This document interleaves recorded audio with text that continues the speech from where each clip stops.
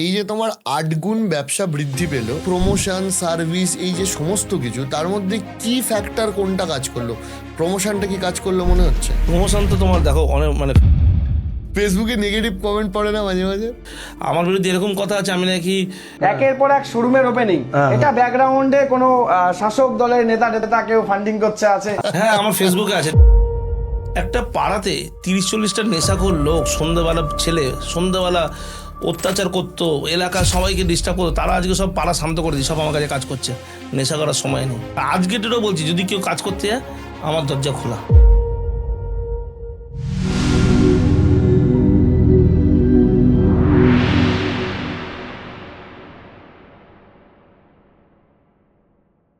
আমার লাস্ট ইয়ারে যা কাজ হয়েছে তার এবার 8 টাইমস বেড়েছে সেল।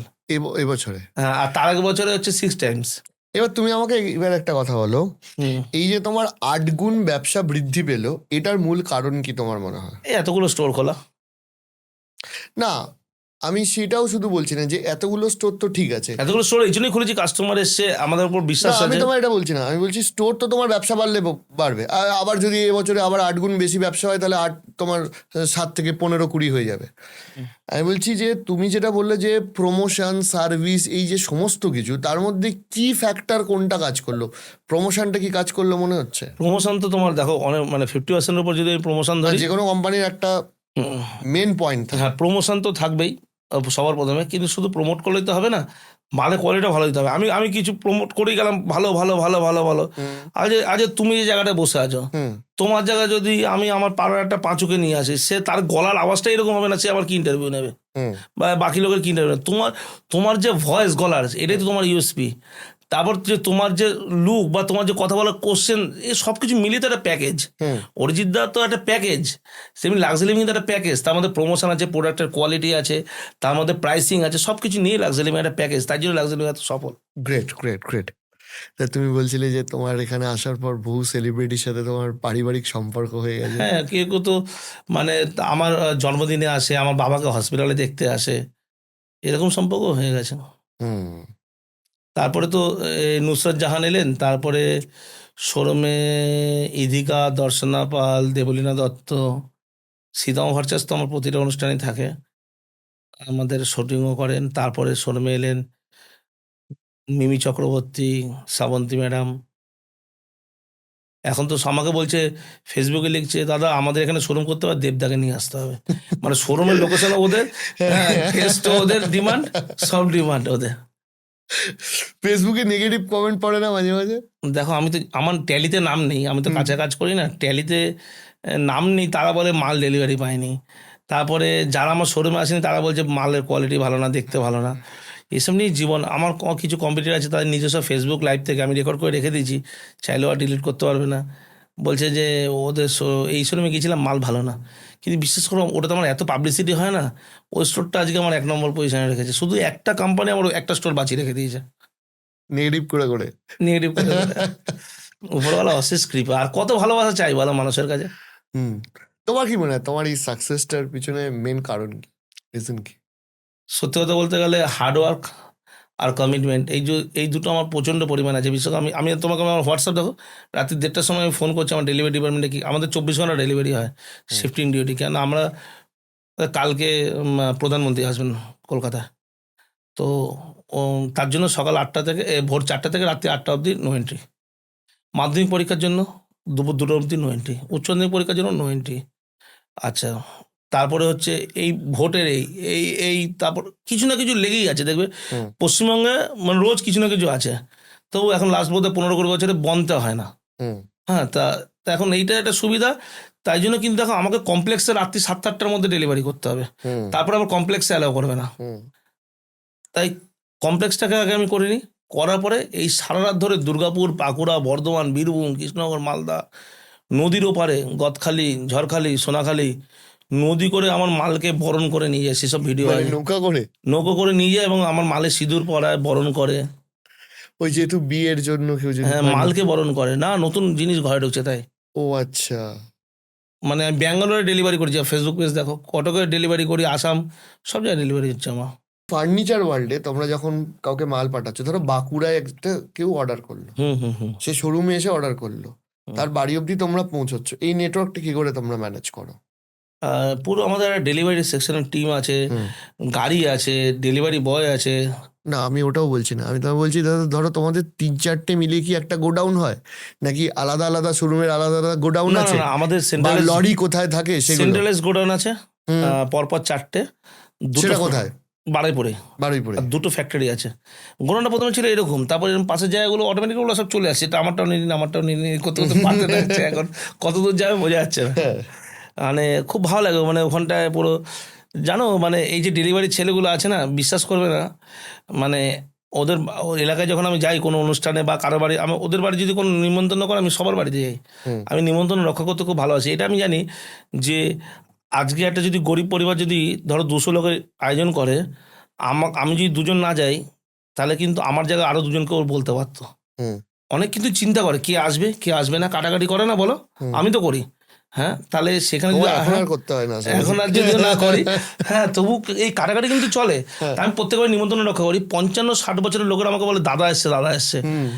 একটা পাড়াতে 30-40টা নেশাখোর লোক, সন্ধ্যেবেলা ছেলে, সন্ধ্যেবেলা অত্যাচার করতো, এলাকা সবাইকে ডিস্টার্ব করতো, তারা আজকে সব পাড়া শান্ত করে দিই, সব আমার কাছে কাজ করছে, নেশা করার সময় নেই। হুম। তা তাদের এলাকায় যখন আমি যাই না, তারা কত খুশি হয় তুমি জানো না। তো এই যে যখন আমি ওই ছেলেগুলোকে নিয়ে আসি, তারা তো প্রচুর খাটতে পারে, হুম। শুধু কি নেশা করে তারা বাজে সঙ্গে চলে যায়। আজকে ডেটেও বলছি, যদি কেউ কাজ করতে যায়, আমার দরজা খোলা, রোজ কেউ না কেউ জয়েন করছে, কিছু না কেউ কাজ নেই, তুই এটা কর, কর কাজ কর, হুম। আমি কর্মসংস্থান দিয়ে যাবো। দ্বিতীয় কথা হচ্ছে, আমার একটা বন্ধুর গাড়ি আছে, তার 2টো গাড়ি ছিল 2020-তে, আজকে তার 23খানা গাড়ি হয়ে গেছে। মানে লরি, হ্যাঁ, মানে ছোট হাতি ভিরো ফিরো সব হয় ওই না। যাই হোয়াট এভার, হ্যাঁ, আবার আবার ফার্নিচার নিয়ে যাওয়ার জন্য। ফার্নিচার ও, তাহলে ওটাও তুমি বন্ধুকেই পার্টনার করে নিয়েছো? পার্টনার করিনি, কিন্তু আমি চাইলেও নিজের গাড়ি কোনোদিন কিনবো না, কারণ বিপদের সময় তো সে আমাকে সাহায্য করেছে, বলো, সে গাড়িগুলো দিয়েছিল। সে 3 মাস 4 মাস আমি তাকে ভাড়া দিতে পারিনি, কিন্তু সে টেনে গেছিলো তো 2টো। আচ্ছা। হ্যাঁ, আজকাল তার সাফারি গাড়ি করেই এসছে, সেই আমার গাড়ি করে নিয়ে এসছে চালিয়ে টালিয়ে। আচ্ছা, হ্যাঁ, তো ওই বন্ধুর সাথে আলাপ করতে হবে। হ্যাঁ, হ্যাঁ। ও প্রতিটা ভিডিওতে বলে আমার কেউ ছিল না, যা যে সব লাগছে লিভিং এর জন্য। হুম। তো ভালো ছেলে, ভালো টিম, আমাদের এতগুলো এবার পরিবার। সেইখান থেকে ধরো তোমরা ডেলিভারি করছো, এই যে তুমি আমার একটা কথা বললে যে যদি কেউ আসাম যায়, হুম। তাহলে আমি শিলিগুড়ি থেকে ভাড়া নিই, হ্যাঁ, তাহলে যেটা- তোমার শিলিগুড়িতে মাল গেলেও বারুইপুর থেকে ওটা যাচ্ছে। হ্যাঁ, কেন আমার তো রোজ নর্থ বেঙ্গলে গাড়ি যাচ্ছে। আজকে বলছে লোকে যে, আমাকে দেখে বলছে যে আমার এই জিনিসটা, আমি আমি আমার থেকে ফার্নিচার কিনলে পশ্চিমবঙ্গে, সারা পশ্চিমবঙ্গে ডেলিভারি ফ্রি। তুমি কিনতে যাচ্ছ, তুমি একটা সোফা কিনতে, তুমি একটা সেনা টেবিল কিনছো, বলছে আমরা তো টার্মস অ্যান্ড কন্ডিশন নিই কত টাকা। কিন্তু আমি বলছি একটা জলের বোতল যদি আমার ফার্নিচারের ভ্যালু হয় 20 টাকার, কথা, আর যদি এইটুকুনি সাইজও হতো, আমি কিন্তু ফ্রি ডেলিভারি করতে পারবো। তার কারণ আমার নর্থ বেঙ্গলে রোজ গাড়ি যাচ্ছে, মালদা, মুর্শিদাবাদ, কৃষ্ণনগর, এটা নাকি শিলিগুড়ি। ওখান থেকে এসে তোমাদের শোরুম হ্যাঁ, দেখছেন প্রচুর লোক আসে যারা শিয়ালদাতে নামে। হ্যাঁ, ফার্নিচার কেনার জন্য? হ্যাঁ, দিনাজপুর থেকে আসে, কত কষ্ট করে টাকা পয়সা নিয়ে আসে, ফাইন্যান্স করে, আমার তো all over West Bengal finance হয়, অল ওভার ইন্ডিয়া ফাইন্যান্স হয়।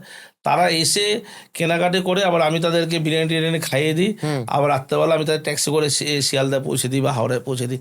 এইভাবে প্রচুর লোক আসে কেনাকাটি করতে। গ্রেট। আর তুমি জানো না, মানে কীভাবে বলবো, মানে এক একটা, মানে বাড়ি থেকে কত আশা নিয়ে প্রত্যাশা নিয়ে আমাদের কাছে আসে, দাদা আপনার সঙ্গে একটা ছবি তুলবো, দাদা আপনাকে দেখে এসেছি, আপনি আছেন মানে আমার কোনো চিন্তা নেই, মাল আপনি পয়সা যেটা নেবেন নিন, আমার শুধু মেয়ের বিয়েটা দেখে নেবেন, আপনি যেন মালটা ঠিকঠাক থাকে। কত ভরসা করে মানুষ। এই ভরসার জায়গাটা যদি যতদিন রাখতে পারবো, ততদিন ঠিক জায়গা থাকবো। তো তুমি আমাকে একটা কথা বলো, সেটা হচ্ছে যে আহ, তোমাদের কি অফলাইনই শুধু আছে, নাকি কেউ অনলাইনে চাইলেও এখনো? অনলাইনে ভিডিও কল করে আমাদের প্রায় 20-25 জনের টেলিকলিং টিম আছে, আচ্ছা। ওগুলো দেখা। তো অনেক সময় গেলে তুমি যদি বাড়াই পোস্টে হঠাৎ চলে যাও, আমি এখনও অত প্রফেশনাল নয় যে আলাদা কেবিন, আলাদা ডেস্ক, ওরা ডাইনিং টেবিলে বসে এরকম লেখালেখি করে। তো অনেকে জিজ্ঞেস করে এটা কি কোচিং সেন্টার? 25 জন পড়াশোনা করছে, বাড়াইপুরে আছে দেখবে। হ্যাঁ, 25 জন মতো পড়াশোনা করে, খাতা পেন নিয়ে লিখছে, ফোন করছে, টেলিকলিং টিম। আচ্ছা। সারাদিন এত কল আসে, আর যা ফুটফলসে ওয়াকিংস হয় তাদেরকে ফলো আপ করা। এই মাঝখানে কি ভুল করি নাকি, সবই কি আমার ঠিক? একটা কিং সাইজ খাট, 7-6 খাট কিনছে, কুইন সাইজে ম্যাট্রেস চলে যাচ্ছে, ভুল হচ্ছে। কিন্তু একটা সিনা টেবিলে ধরো উপরে গ্লাস আছে, ভুলে যাচ্ছে, বা ধরো গ্লাসটা আছে কিন্তু গ্লাসটা যেদিকে ড্যামেজ হয়ে যাচ্ছে, ডাইনিং টেবিলে মার্বেল ব্রেক হয়ে যাচ্ছে, সব কিন্তু হয় আমার। কেউ যদি বলে আমার 100% কাজ সঠিক করি, মিথ্যা কথা বলা হবে।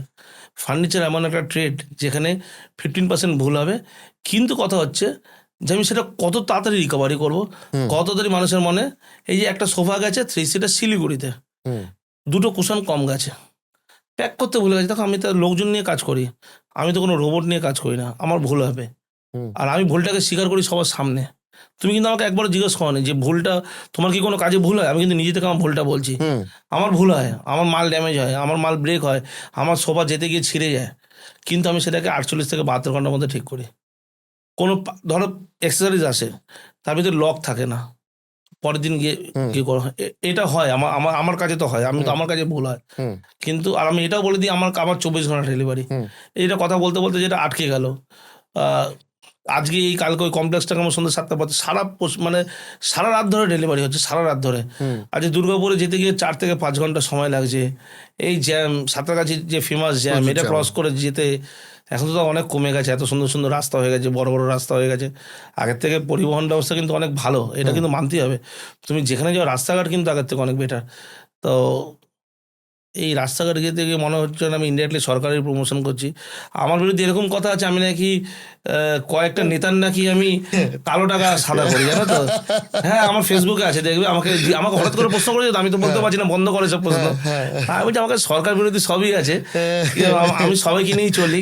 আমাকে তো সবাই কাস্টমার সমান, লাল সাদা গেরুয়া সব। আমাকে রামনবমীও যেতে হয়, আমাকে যে দুর্গাপুজো যেতে হয়, ঈদেও যেতে হয়, হ্যাঁ কিন্তু ওই বলছি নাকি আমি নাকি কালো টাকা সাদা করছি। ওকে আমার কাছে ব্যাংকে যখন আমি কোনো প্রোফাইল ফেলি, বলছে লাস্ট ইয়ার আপনি যা কাজ করেছেন এবছর তার 8 টাইমস কি করে বেড়ে গেল। হুম আমি সেল আমি কি চাপবো? হ্যাঁ, আমার তো জিএসটি পেমেন্ট করতেই হবে। হ্যাঁ